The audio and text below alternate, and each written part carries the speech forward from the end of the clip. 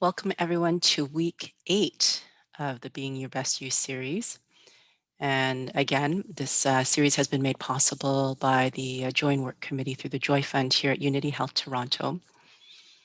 Now, last week we spoke about the relationship between wellness and fear and the role that mindfulness has in moving us from a place of fear to more of a place of wellness.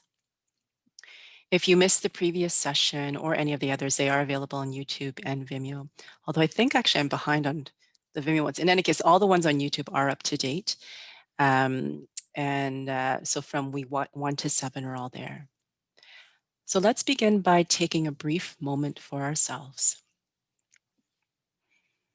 Begin by noticing the temperature of the air in the room that you're in.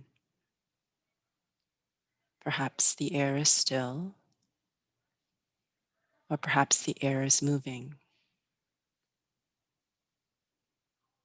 As you notice the room, settle into your seat or feeling your feet on the ground if you're standing, or if you're lying down, feeling the contact of your body with the floor. However, you've chosen to rest, allowing your hands to rest comfortably, seeing if you can let them yield to gravity, to have some weight. Notice the contact of your body with the surface that is supporting you, and any sensations that the contact gives. Is it soft or hard, warm or cool? What sensations arise? What feelings? If there is any discomfort arising or even restlessness, see if you can remain curious about this experience rather than trying to chase it away. See if you can just sit with whatever is tugging at your attention, whatever is coming up, from a place of inquisitiveness, a place of acceptance.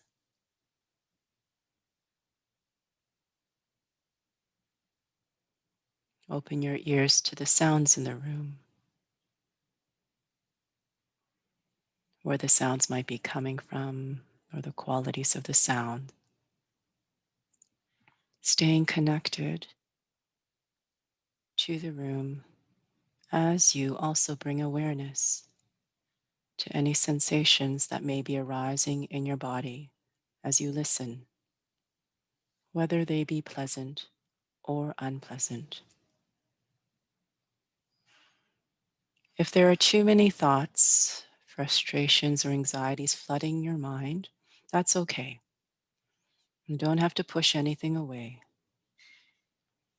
Again, just seeing if you can remain curious about these thoughts, if you're able to. And if you can't today, that's okay too.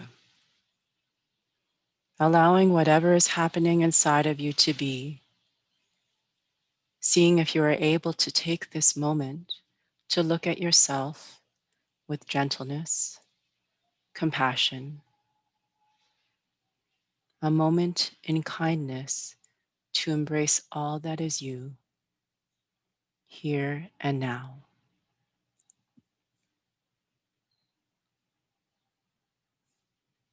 And with that, let's take a slow breath or two as we settle into today's lesson.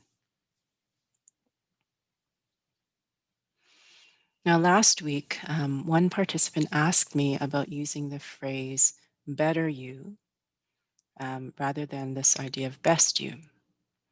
And since we are now in week 8 of this series, I thought I felt it's a good time to talk about why I chose to entitle this series Being Your Best You.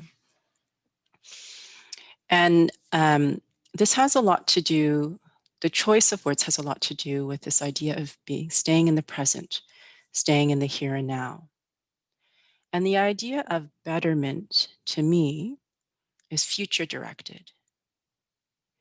It's not something that is actually anchored in the present. It's aiming for some kind of goal in the future. Whereas I feel that, and many feel, this idea of the best you is something that's already there inside every one of us. We are already our best selves. It's just that there may be other things that are interfering with that best self from shining. Um, I think this is a good time actually to bring up the work of, there's a woman on the West Coast, based in BC, named Irene Lyon. And she has quite a bit of online content that I find very good. Her background is in somatic experiencing, which is a particular therapeutic framework. She also practices Feldenkrais, which is a particular school of movement, I think is one way to put it. In any case, Irene Lyon has this lovely model she uses where she describes this swimming pool. So when you're in a swimming pool, it's nice when the swimming pool is empty. You have lots of space to move, and you can move freely, unencumbered by anything. But if that pool happened to be filled with beach balls, it would suddenly become very difficult to swim freely, to have that freedom of movement. And she uses this analogy of the swimming pool um, as our state of being free and open. So when we have a lot of worries, when we have a lot of past things that are constantly interfering with how we behave or make decisions, we're not able to move freely. And as we move through a process, so because her approach is a therapy in the therapeutic context, she talks about how do we get these beach balls out of the pool so that you are able to move more freely. And I like this analogy in that to me, an empty open pool is when our best selves are able to be the ones that are in charge, the caring leader that is responsive, it's open and curious. Um, and again, if we want to use as an analogy for big mind versus small mind, when we're in big mind, we are in this open pool, this open state, curious, caring, compassionate. We're unencumbered. But when we're in small mind, when there's small little worries, it's like this swimming pool that's filled with beach balls. And again, it's to emphasize that our best selves are already here and present within us. It's that, unfortunately, when we are bogged down by fears, our best selves are actually trying to attend to those fears, or those fear voices are so loud, it's actually drowning out the voice of the one that is in a state that can be more clear and integrated and compassionate. So this is something that there are various kinds of analogies that uh, may or may not work for you. And I hope the swimming pool one is one that helps to illustrate what it is that may be happening inside of you. So when, for example, I'll give a very typical example. If I come home from work and the house is a mess, and I think I've used this example before. What often happens is I feel this rush of anger, um, and I have the urge to shout to my kids to be like what I just cleaned this morning. Like, why is there chaos here? And in that moment, there are many different things that are happening to me. One is that I have this little part of me that's being activated in saying, if they really cared about me, they wouldn't make the house a mess. Or if they really cared about me, they would have noticed that I had kept it clean and that out of respect, they would keep it clean.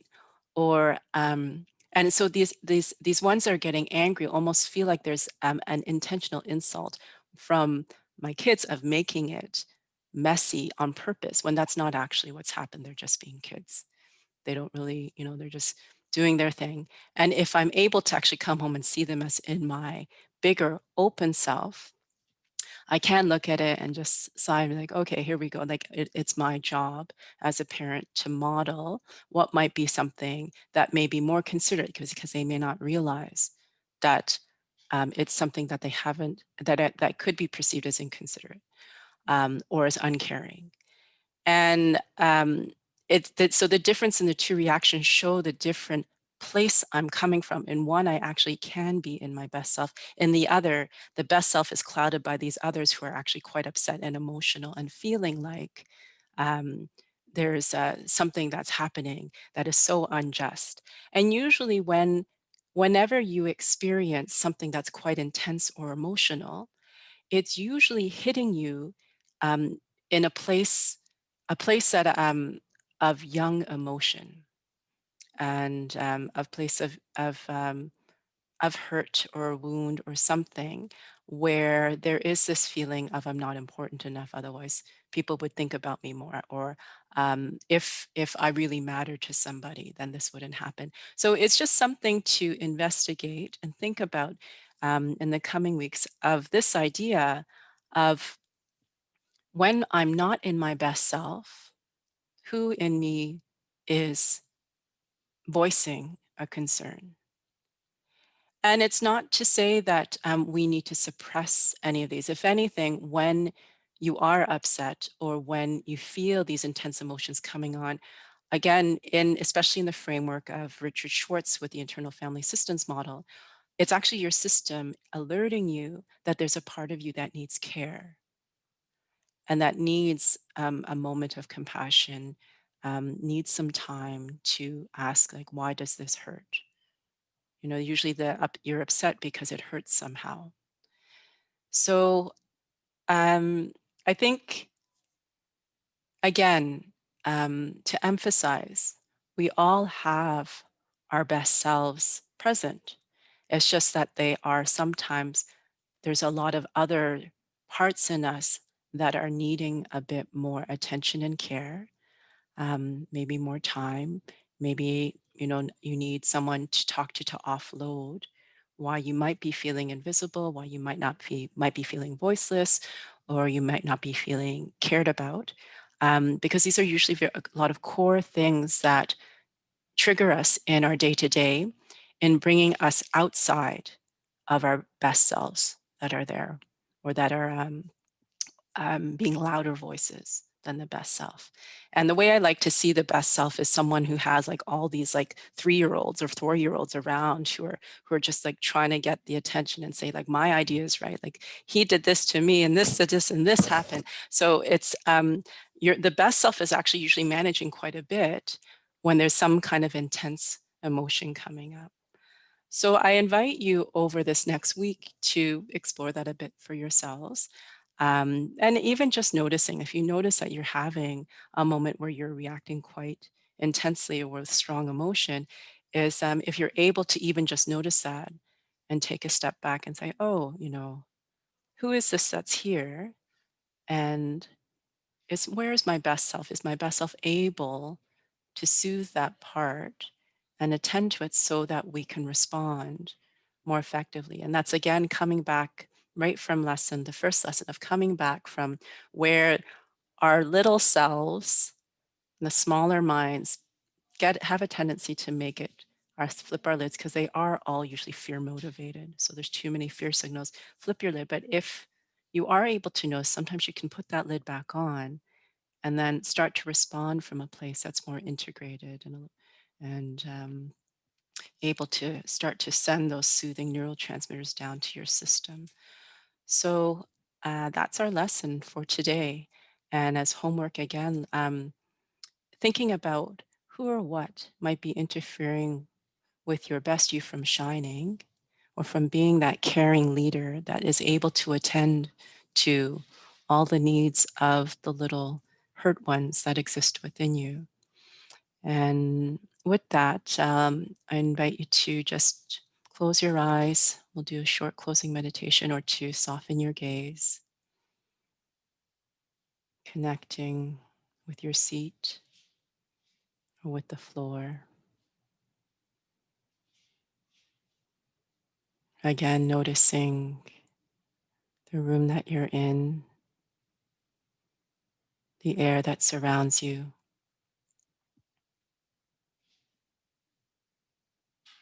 bringing awareness to your breath without necessarily changing anything, but just following your own rhythm of breathing.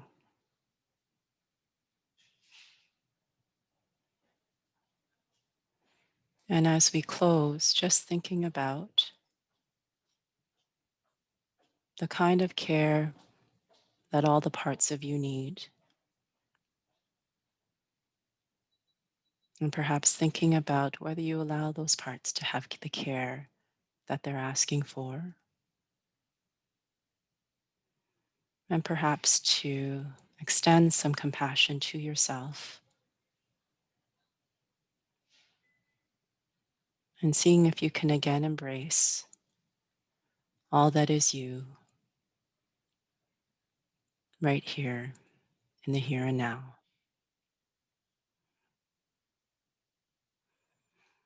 And with that, thank you again for attending week 8, and I will now stop the recording.